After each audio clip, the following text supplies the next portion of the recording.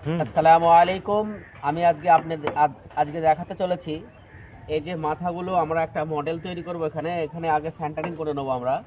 Centering করার পর এই কাজটা কি আসছে আমি পরবর্তী ভিডিওতে একটাতেই দেখাবো। তো দেখতে থাকুন। এখনো যারা আমার পেজটাকে ফলো করেননি অবশ্যই ফলো করুন। এখানে সেন্টারিংটা আমরা করে নিলাম। এবার এখানে মশলা ধরানো হবে।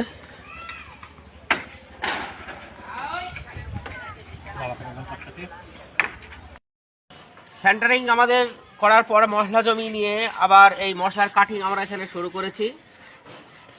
এটা জমে যাওয়ার পর সেন্টারিং আবার খুলে দেওয়া হবে। সেন্টারিং খোলার পর কেমন দেখাবে কাজটাকে আবার একটুখানি কাজের কোয়ালিটিটা এই যে এরকম আসলো।